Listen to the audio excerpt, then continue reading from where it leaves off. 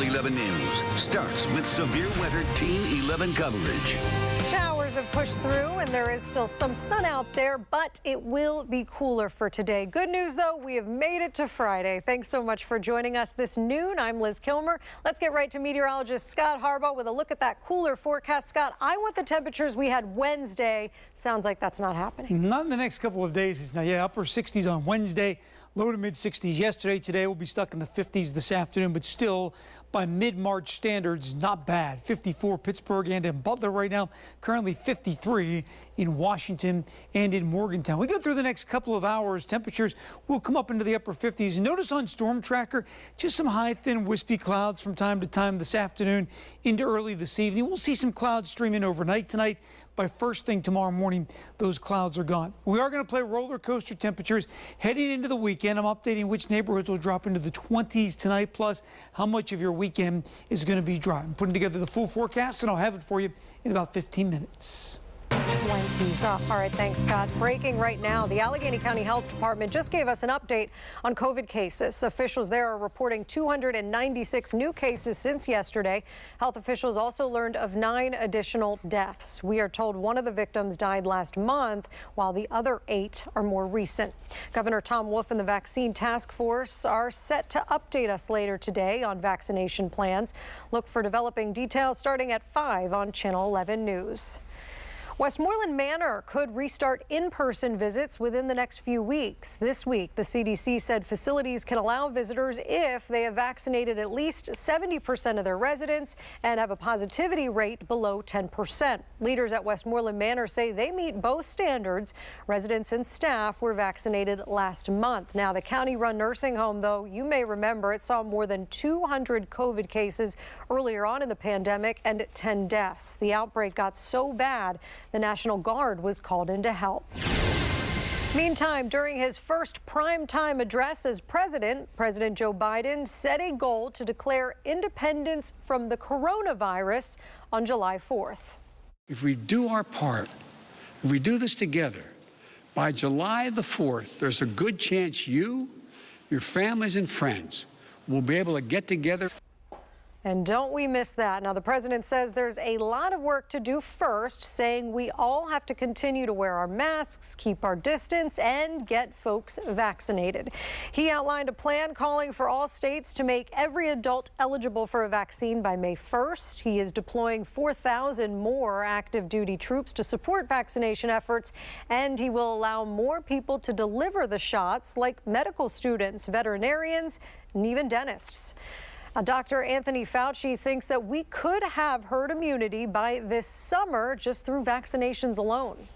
If you look at the planned rollout of the vaccines, that we would hopefully get to that point somewhere by the end of the summer and the early fall. Experts say between 70 and 85% of the population has to have a resistance to the virus, either through infection or vaccination, in order to suppress the spread. Here at home, Allegheny County Executive Rich Fitzgerald is optimistic. We really feel that as we get towards Memorial Day this year, and we head into summer, that we will be seeing normalization. I'm assuming, yes, by the 4th of July, you will see fireworks displays and people getting back together. We still might be wearing masks, and distancing to a certain degree. Fitzgerald says we are so close, but we can't let our guard down just yet. I'm not going to put up with anything because I don't want the fines. That bar owner taking a strict approach to St. Patrick's Day. Now, if this were a normal year, people would be flocking to the South Side tomorrow to celebrate the holiday, but there are new rules to consider once again this year. Channel 11 Serafina James spoke with bar owners hoping for safe business. Excuses Bar on the South Side has been around for over 30 years. Traditionally, they make the most money St. Patrick's Day weekend. And it's always just thousands of people. But now that Pittsburgh's St. Patrick's Day parade has been canceled and pushed to the fall, bar owner George Pentelis fears without a large crowd, his business may take a financial hit. We're just struggling through because I've been here too long to give up. Last year, Excuses had to shut down for the holiday. This year, they'll be open but operating at 50% capacity. Pentelis tells me the business will adhere to all COVID restrictions and safety guidelines because right now, the last thing they can afford is a fine. I don't want the police coming down here for no reason. So I'm going to go to capacity, shut it down, not let anybody line up at my door. Earlier this week, county officials worried that the St. Patrick's Day holiday could cause a spike in COVID cases, asked residents to refrain from large gatherings. Pittsburgh Public Safety also issuing a warning, announcing a zero-tolerance policy for disruptive and illegal behavior, including underage drinking and public intoxication. St. Patrick's Day, I'm just hoping to go without a jam and everything goes well. Matthew Volker, who owns Nadine's on the south side, says he'll also have a zero-tolerance policy that weekend for patrons who come in without masks. I want to put a sign on my door that says, hey, if you don't come in with your mask on, I'm not supposed to be your dad and yell at you for it. And that's the toughest thing that I've had to deal with. Now, the governor did not issue any new restrictions for St. Patrick's Day. Allegheny County leaders, meantime, say if people are gathering, they are encouraged to do it outside and in small groups. And police in Aliquippa say they were forced to shoot a dog after it attacked 3 women on Jackson Street last night. You're looking at that street there now, and one of the victims, we're told, had to be flown to the hospital. Police tell us the dog looked to be a mixed breed and it belonged to one of the victims. We're working today to find out more about how those who were attacked are doing. And Pittsburgh police are looking for a driver who ran off after hitting a man with their vehicle. Police found the victim limping on Excelsior Street in Allentown last night. The victim refused medical treatment. Meantime, we saw that car being towed away. Last check, the driver had not been found. 2 bills expanding background checks for gun buys passed the House Thursday. One of the bills would require background checks on nearly all gun purchases, including transactions involving unlicensed or private sellers. The other measure would close a loophole which allows the sale of a gun to move forward if a background check isn't completed within 3 days. Now, under that bill, the review period would be expanded to 10 days. And you heard there earlier President Biden's plan for vaccines. Well, last night he also talked about his COVID rescue deal. And those stimulus checks apparently could hit your bank account as early as this weekend. Our Jacqueline Fell shows us what's next in getting that relief to families and businesses. In a little while, President Joe Biden will hold a ceremonial signing at the White House to mark the passage of his nearly $2 trillion rescue deal, which the White House says help is already on the way. Unemployment benefits were set to expire this weekend, but now the American Rescue Plan extends that aid. It also directs more funding to vaccine development and to get those shots in the arms of Americans. $1,400 stimulus payments are also on the way. Some could see that money in just days. Hours after he officially signed the bill into law, President Biden talked to the nation about fighting to end the virus. We're seizing this moment. And history, I believe, will record. We faced and overcame one of the toughest and darkest periods in this nation's history. Next week, the president, vice president, and top cabinet members will fan out across the country to highlight aid programs funded by the bill and push back against Republican criticism. GOP lawmakers say they're going to be talking about this bill, too, though highlighting the price tag, arguing it's too large for the moment. In Washington, Jacqueline Fell, Channel 11 News.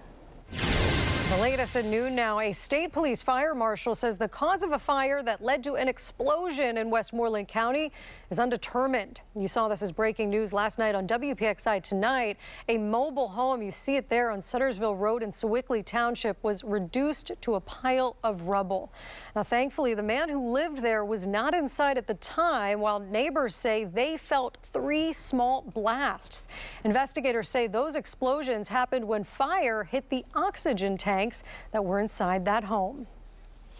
Meantime, firefighters in Fayette County dealt with 2 house fires last night. The first fire was in Dunbar. You see it here on your screen. Smoke was still rising from the house on Boyd Street when our photographer was there. You can see that house, too, really looks to be in pretty bad shape. Not clear if anyone was hurt. We'll keep you posted. And for that second fire, that was in South Union Township. This was the scene here on Morgantown Street. You can see crews really focused there on the front door, and then there are some singe marks by the front window as well. We're also working to find out if anyone was hurt in that fire. A Swissvale woman accused of stealing more than $300,000 from the nonprofit where she worked says she is guilty. Danielle Strother-Rush pleaded guilty to bank fraud. She worked for the Eastern Minority Supplier Development Council. The council helps minority-owned businesses. Investigators say she forged her boss's signature to withdraw company money. She faces up to 30 years in prison, a $1 million fine, or both. And another big downtown deal. The plan right now is to build on top of the old YWCA building. Channel 11's Mike Holden found out what's set to go inside. More new living spaces in the works right here in downtown. And developers have a bright vision for this Wood Street area in the form of new apartments right over here. A well-known developer has his eyes set on the old YWCA building. If all goes as planned, Jonathan Holtzman will transform it into a residential mixed-use tower. The City Club apartments would stand 24 stories tall and offer upwards to 300 units. It's quite the undertaking, as the current YWCA was put on the market last year and is just 7 floors. This newly proposed project includes a rooftop deck and swimming pool, a second-floor courtyard terrace, and space for restaurants and education on the first floor. People who frequent the area say it's a much-needed change and a big investment. If they do it correctly, you do it right, it's going to be awesome. I think it'll give more options to students to live off campus, right, which is like an awesome thing to do, get some more money to the city. Now, it's important to mention this project is not a done deal just yet, so we're going to keep a close eye on each and every development. In the meantime, we're now talking with folks who frequent this area and asking them what they believe it will take for it to succeed. For Channel 11 News starting at 5 o'clock tonight. Reporting downtown, Mike Holden, Channel 11 News. They gave me some medicines and sent me home. Well, the next couple of days, I started to get worse. The mysterious illness that's been showing up in kids after COVID is now hitting adults. The new warning from the CDC. It's really designed to be something different. 20% of Pennsylvania bars and restaurants could close in a matter of months. How this mini golf course could help some of them stay alive. Weekend plans, I'll show you when you'll need the heavy coat and when you'll be able to drop it throughout the day. Because I just think it's really important to make sure they're protected. He's using his skills to help his neighbors get a vaccine. What's motivating this local man to make a difference?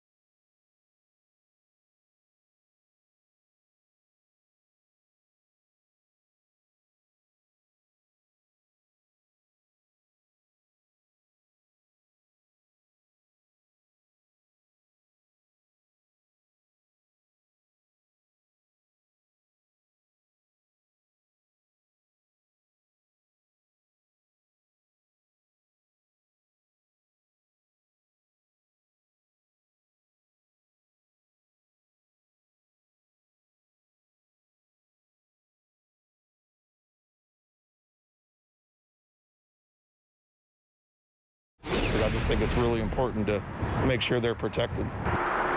Jason Kaufman knows how hard it can be to get a vaccine appointment, and so he's using his skills to help other folks. Pittsburghers always step up to help, and Jason is a great example of that.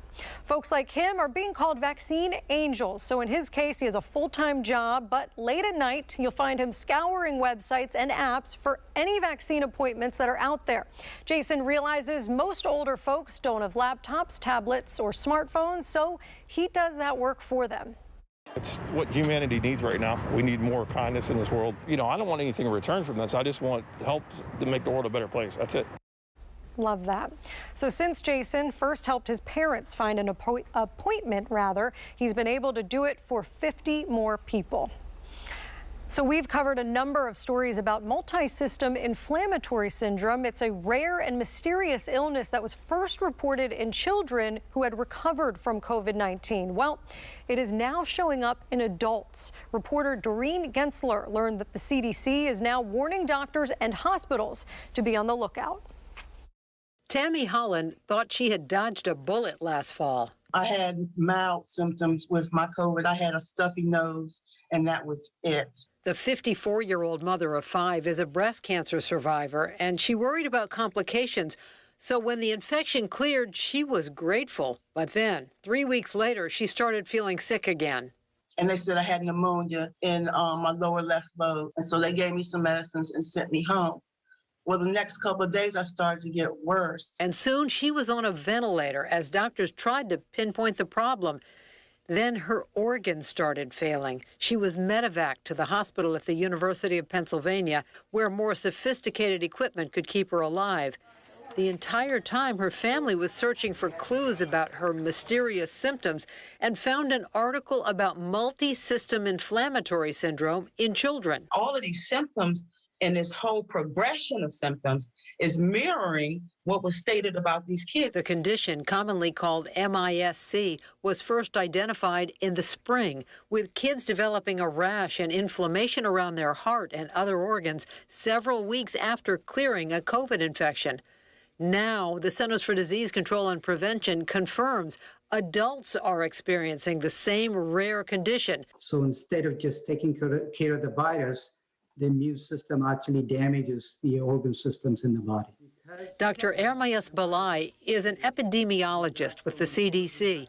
He says multi-system inflammatory syndrome in adults, or MIS-A, develops 2 to 6 weeks after someone's infected with the coronavirus. But older patients don't always have the telltale rash seen in children, which can make it difficult to recognize. It does not have a specific laboratory test that would pick it up.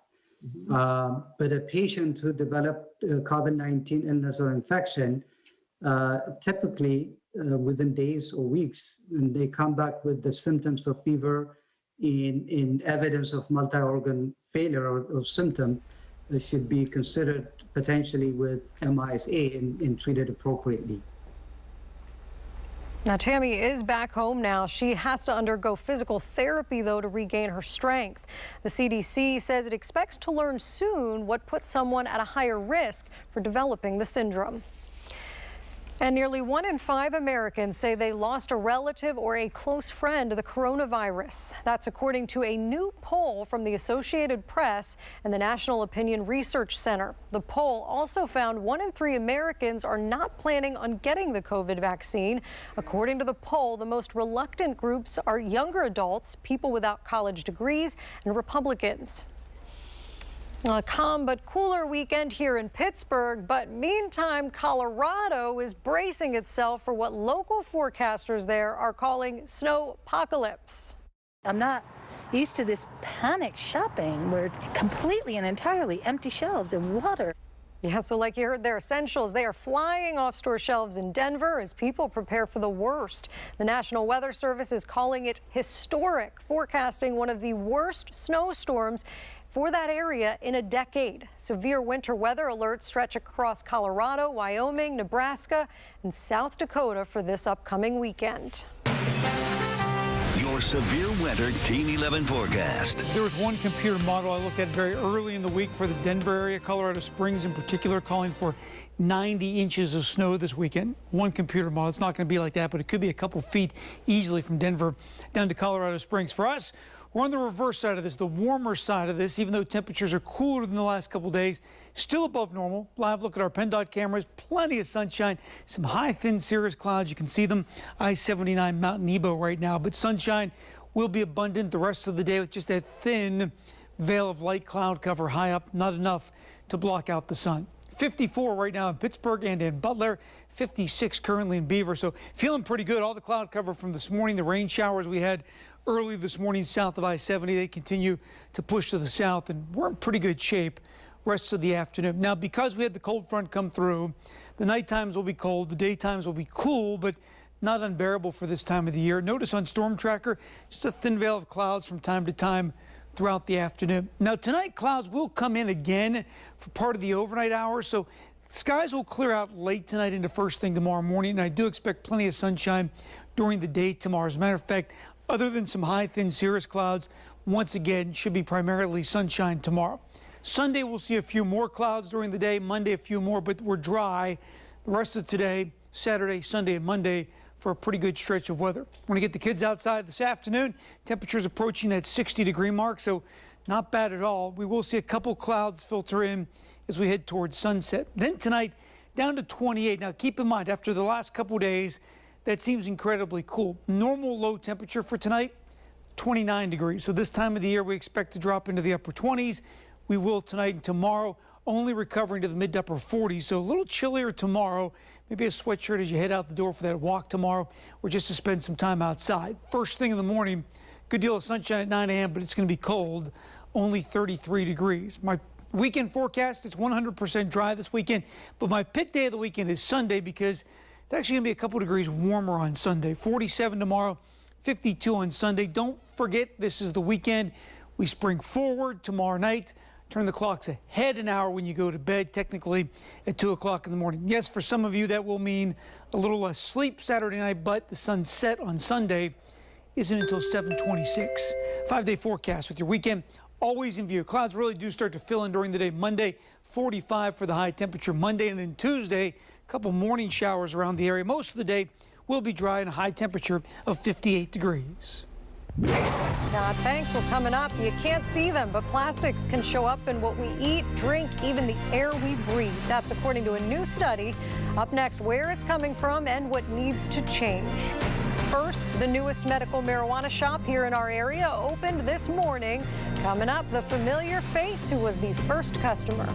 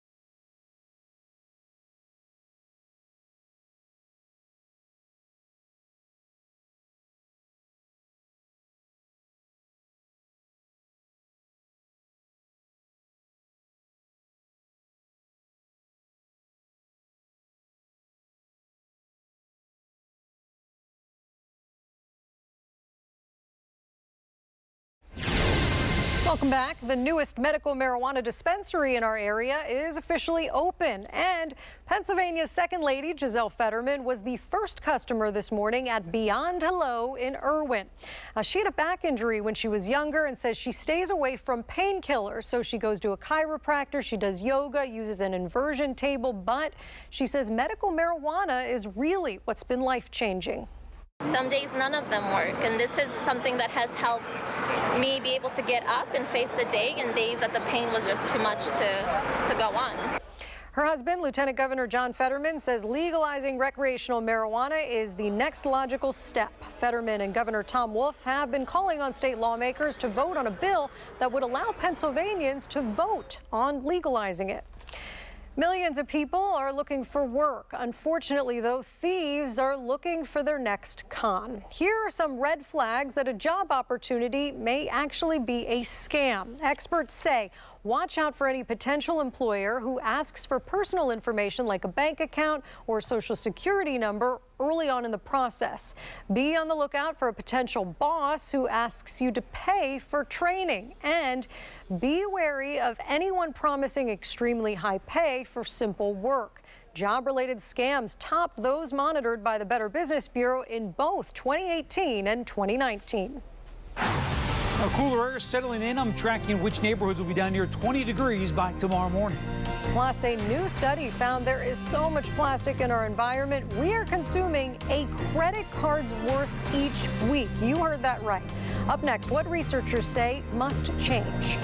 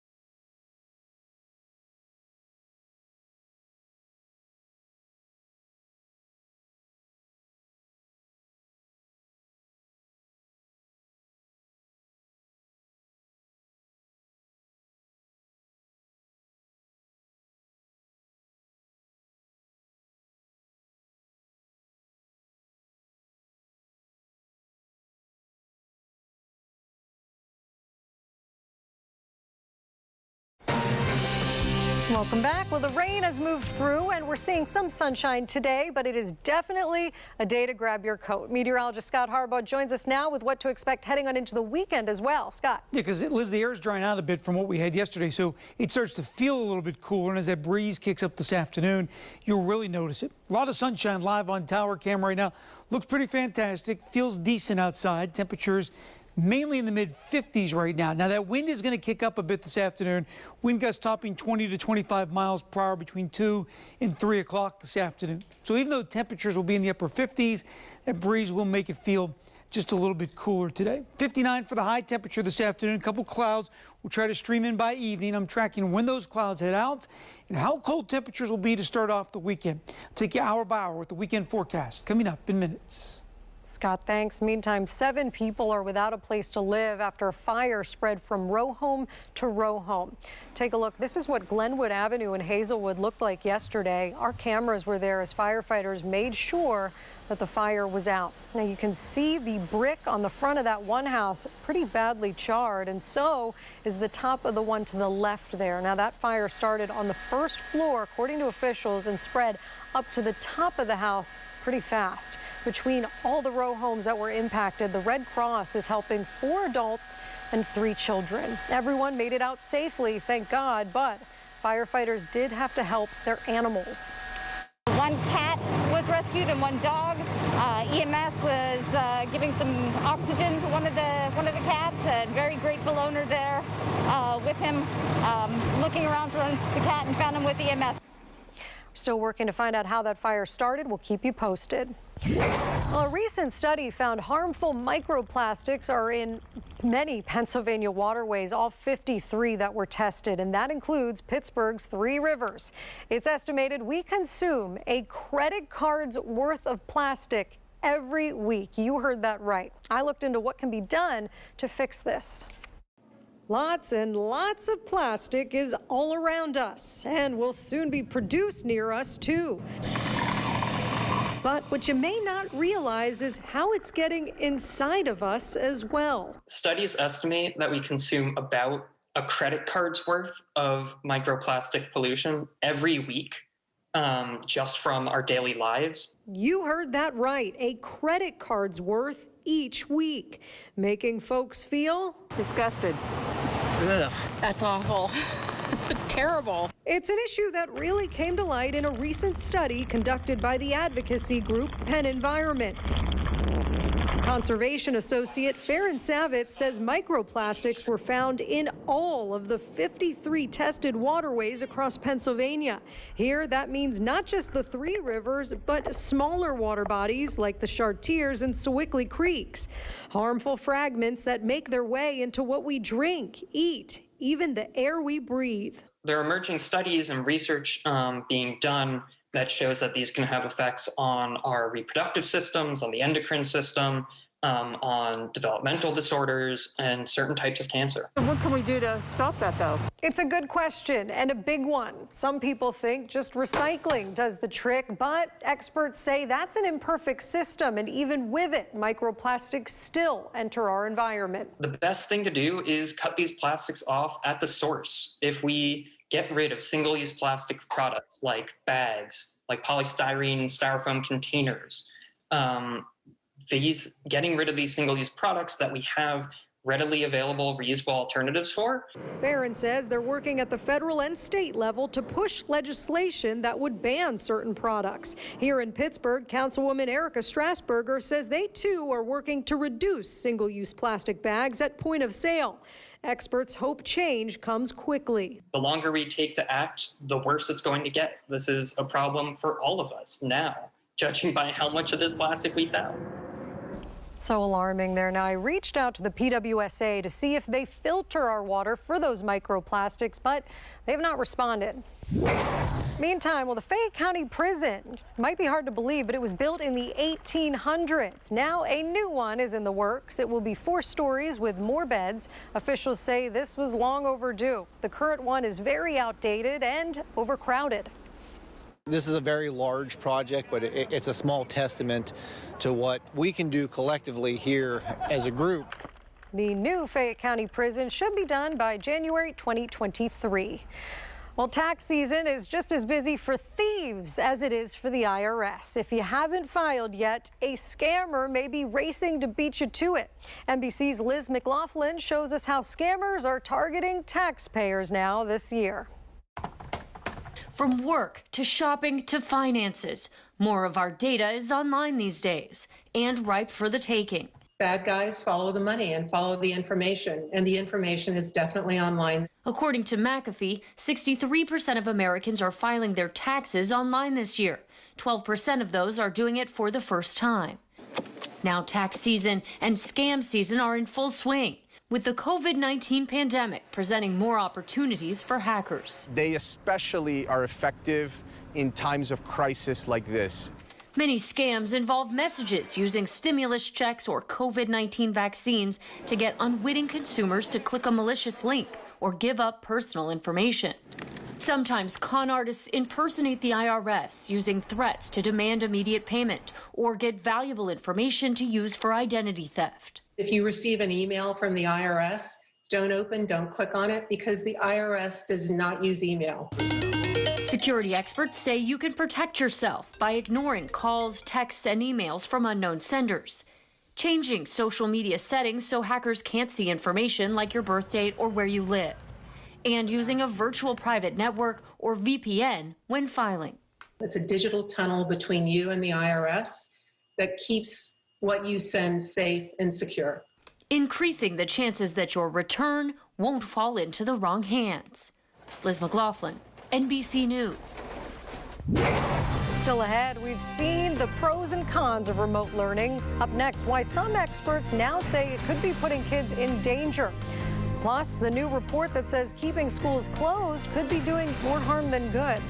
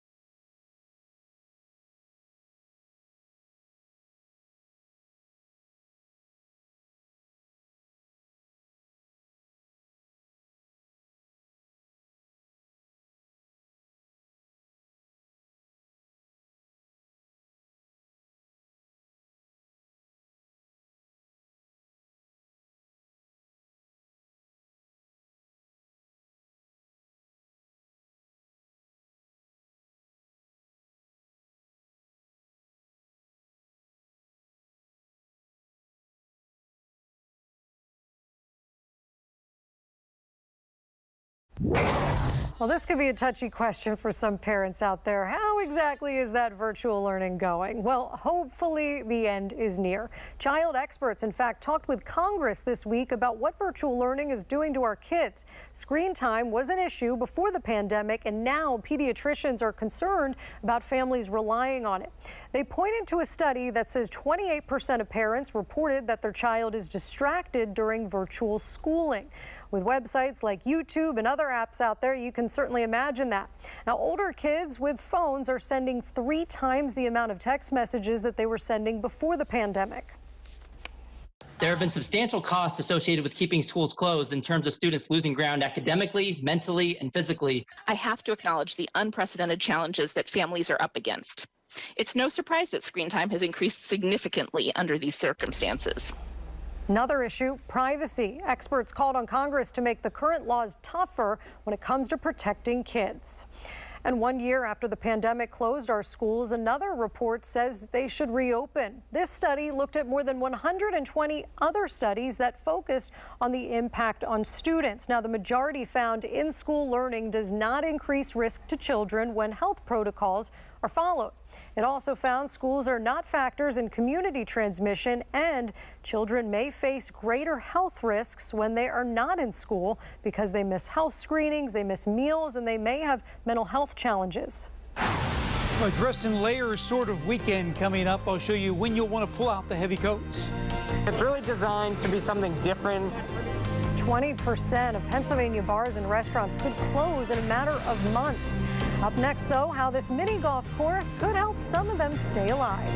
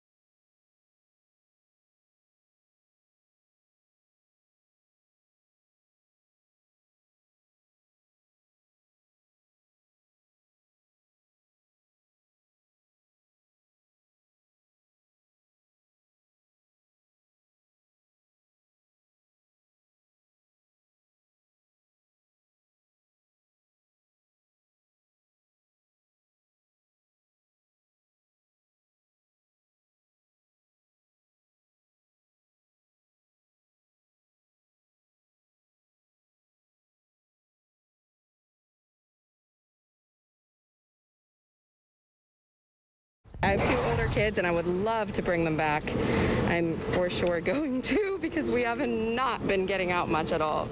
You can say it is a hole-in-one idea. Kudos to the producers who wrote that one. The Pittsburgh Innovation District came up with a unique way to support Oakland businesses. There is a mini golf course right between Oakland and Forbes Avenue. So it's a free socially distant activity, and the Oakland Open, it's being called, was built right near several businesses that have struggled during the pandemic. So the hope is that this will give them an extra boost.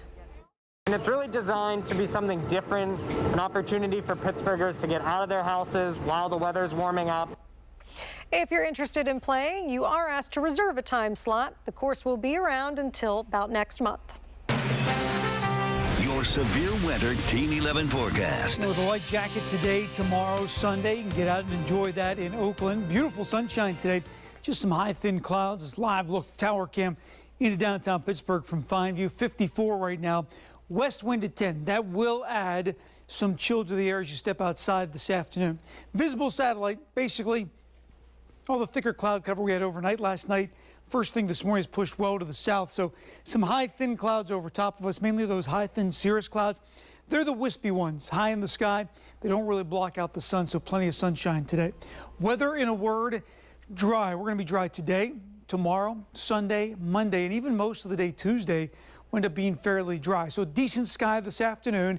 Want to get outside, get a little exercise, maybe just sit out on the patio and get a little fresh air.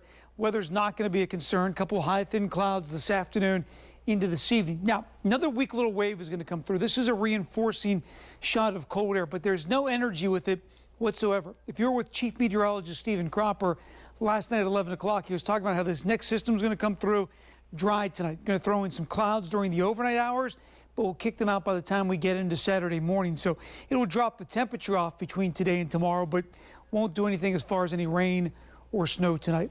High temperatures today, 59 in Pittsburgh, 60 in Morgantown, Butler, Greensburg, making it to 57 degrees. Tonight we're going to drop down to 28. Skies will clear out late tonight in a seasonably cold night. Normal low temperatures, I mentioned, 29 for this time of the year, so right where we should be. And then tomorrow, going to turn out mostly sunny. A little on the cool side tomorrow, 47 for the high temperature tomorrow, but again, a good deal of sunshine. Storm tracker at 7 a.m. tomorrow, showing those high, thin clouds again to start the day. Notice by later in the afternoon, we completely clear those out. Should be a great looking afternoon with plenty of sunshine and chilly temperatures, but still not that bad for this time of the year. Your weekend always in view, 47 tomorrow, mostly sunny. Sunday, partly sunny skies. That means there'll be a few more clouds, especially later in the day Sunday.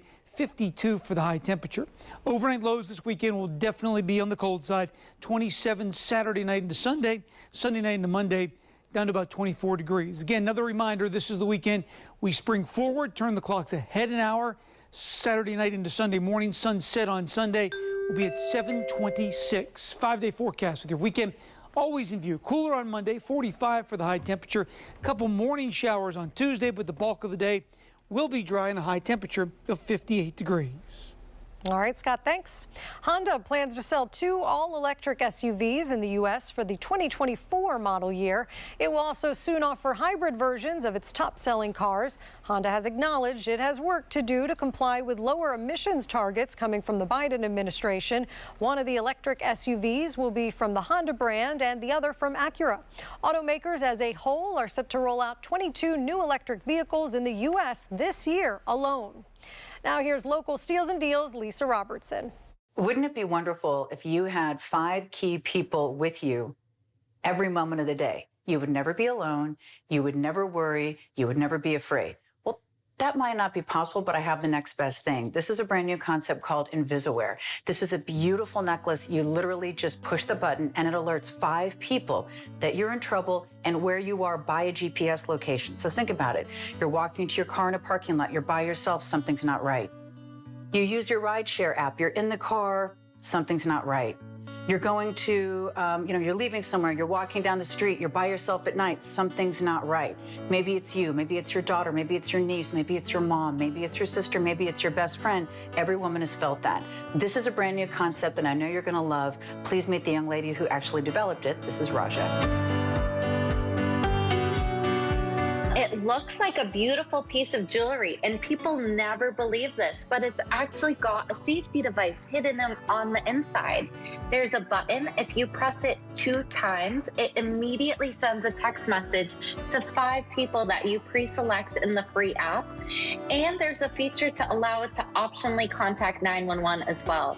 When you double press it during an emergency, it sends your loved ones a link to your live location so that they can send help. Thank you so much to local Steals and Deals for having me, and for the audience listening. I'm so thrilled to be able to help keep you safe and to keep your loved ones safe. Thank you so much, Raja. I think this is one of the most amazing designs. By the way, this keeps you safe with no monthly monitoring fee, which I think is very important. It comes in the gold tone or silver tone, beautifully gift boxed and ready to go. And right now on localsteals.com, it is 28% off. So start making a list of everyone you love and you want to get one for.